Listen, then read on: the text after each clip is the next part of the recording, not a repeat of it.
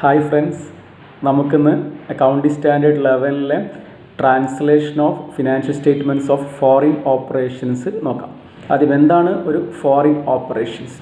ഒരു എൻ്റർപ്രൈസിൻ്റെ വിദേശത്തുള്ള subsidiary, branch, associates, joint venture എന്നിവയാണ് നമ്മൾ ഫോറിൻ ഓപ്പറേഷൻസ് എന്ന് പറയുന്നത്.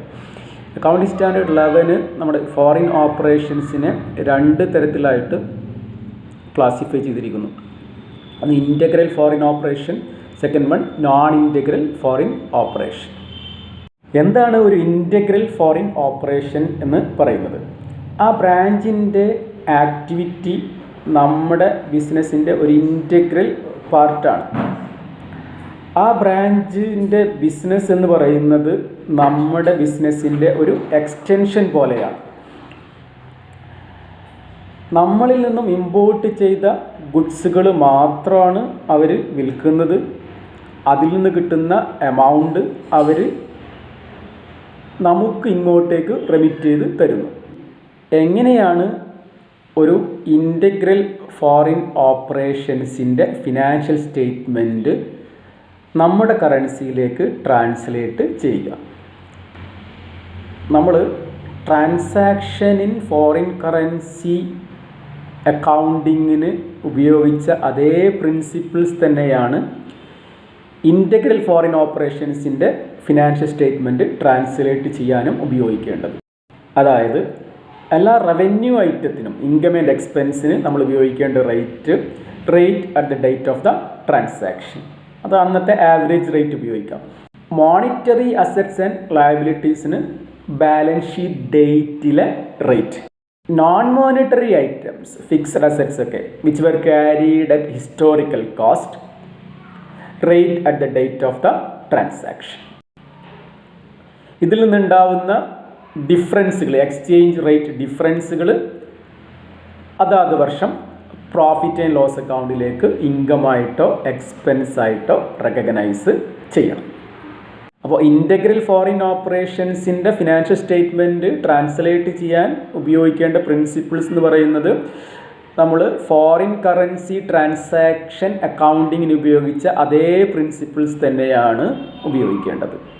ഇനി എന്താണ് non integral foreign operation? Integral foreign operations അല്ലാത്ത എല്ലാ ഫോറിൻ ഓപ്പറേഷൻസും നോൺ ഇൻ്റഗ്രൽ ഫോറിൻ ഓപ്പറേഷൻസ് ആണ്. നമ്മുടെ ഈ അക്കൗണ്ടിംഗ് സ്റ്റാൻഡേർഡ് 11 ചില ഇൻഡിക്കേഷൻസ് പറയുന്നുണ്ട്. ഒരു ഓപ്പറേഷൻസിനെ നോൺ ഇൻ്റഗ്രൽ ഫോറിൻ ഓപ്പറേഷനായി തിരിച്ചറിയാൻ ചില ഇൻഡിക്കേഷൻസ് പറയുന്നുണ്ട്. ഒന്ന്, അവർ ആ വിദേശ രാജ്യത്ത് ക്യാഷ് ജനറേറ്റ് ചെയ്യുന്നു, അവർ അവിടെ തന്നെ എക്സ്പെൻസ് ഇൻകറാവുന്നു, അവർ അവിടെ തന്നെ കടം വാങ്ങുന്നു, എല്ലാം അവിടുത്തെ ലോക്കൽ കറൻസിയിൽ. അവർ പല രാജ്യങ്ങളിലെ കറൻസികളിലും ക്രയവിക്രയങ്ങൾ ചെയ്യുന്നുണ്ട്. കൂടെ നമ്മുടെ കറൻസിയിലും ചില ട്രാൻസാക്ഷൻസ് എല്ലാം നടത്തുന്നുണ്ട്. അവർ നടത്തുന്ന ബിസിനസ്സിലെ വലിയ ഭാഗം നമ്മളുമായുമല്ല നടത്തുന്നത്. അവർ പണം കണ്ടെത്തുന്നത് അവരുടെ തന്നെ ഓപ്പറേഷൻസിൽ നിന്നാണ്. പിന്നെ അവിടുത്തെ ലോക്കൽ ബോറോയിങ്സ് വഴിയും അവർ പണം കണ്ടെത്തുന്നുണ്ട്. അവരുടെ പ്രൊഡക്ട്സിൻ്റെ വില നിശ്ചയിക്കുന്നത് അവിടുത്തെ ഗവൺമെൻറ് റെഗുലേഷൻസ് നോക്കിക്കൊണ്ടാണ്. അതേപോലെ അവിടുത്തെ ലോക്കൽ കോമ്പറ്റീഷൻസ് എല്ലാം നോക്കിക്കൊണ്ടാണ് അവിടുത്തെ പ്രൊഡക്ട്സിൻ്റെ വില നിശ്ചയിക്കുന്നത്. അല്ലാതെ നമ്മുടെ കറൻസിയുമായിട്ടുണ്ടാവുന്ന റേറ്റിലെ ഫ്ലക്ച്വേഷൻസ് അനുസരിച്ച് അല്ല അവിടുത്തെ പ്രൊഡക്ട്സിൻ്റെ വില നിശ്ചയിക്കുന്നത്. ഇങ്ങനെ ചില ഇൻഡിക്കേഷൻസ് അക്കൗണ്ടിംഗ് സ്റ്റാൻഡേർഡ് 11 പറയുന്നുണ്ട്. ഒരു operation non integral foreign operation ആണോ എന്ന് തിരിച്ചറിയാനുള്ള ഇൻഡിക്കേഷൻസ്. ഇനി എങ്ങനെ ഒരു നോൺ ഇൻ്റഗ്രൽ ഫോറിൻ ഓപ്പറേഷൻസിൻ്റെ ഫിനാൻഷ്യൽ സ്റ്റേറ്റ്മെൻറ്റ് റിപ്പോർട്ടിംഗ് കറൻസിയിലേക്ക് ട്രാൻസ്ലേറ്റ് ചെയ്യാം? Income and expense items, revenue items എപ്പോഴും ട്രാൻസ്ലേറ്റ് ചെയ്യേണ്ടത് by using the rate on the date of the transaction.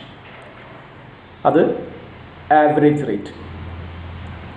എല്ലാ അസറ്റ്സ് ആൻഡ് ലയബിലിറ്റീസും, both monetary and non monetary എല്ലാ assets and ലയബിലിറ്റീസും translate ചെയ്യേണ്ടത് balance sheet ഡേറ്റിലെ റേറ്റ് ഉപയോഗിച്ചുകൊണ്ടാണ്.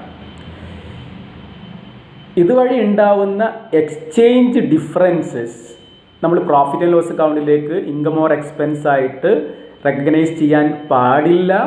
അതിന് പകരം നമ്മളൊരു റിസർവ് ക്രിയേറ്റ് ചെയ്യണം. ഫോറിൻ കറൻസി ട്രാൻസ്ലേഷൻ റിസർവ് എന്ന് പറയുന്ന ഒരു റിസർവ് ക്രിയേറ്റ് ചെയ്തിട്ട് അതിലേക്ക് ക്രെഡിറ്റ് ചെയ്യുകയോ ഡെബിറ്റ് ചെയ്യുകയോ ചെയ്യണം. നമ്മുടെ ആ ഫോറിൻ ഓപ്പറേഷൻ ഡിസ്പോസ് ചെയ്യുന്നത് വരെ ആ റിസർവ് അക്യുമുലേറ്റ് ചെയ്തുകൊണ്ടേയിരിക്കണം. ആ ഫോറിൻ ഓപ്പറേഷൻ എന്നാണോ ഡിസ്പോസ് ചെയ്യുന്നത് ആ ഡിസ്പോസ് ചെയ്യുന്നതിനനുസരിച്ച് ആ foreign currency translation reserve proportionately നമുക്ക് ഇൻകം ഓർ എക്സ്പെൻസ് ആയിട്ട് പ്രോഫിറ്റ് ആൻഡ് ലോസ് അക്കൗണ്ടിലേക്ക് റെക്കഗ്നൈസ് ചെയ്യാം. അതുവരെ foreign currency translation reserve accumulate ചെയ്ത് കണ്ടിന്യൂ ചെയ്തുകൊണ്ടിരിക്കണം. Thank U.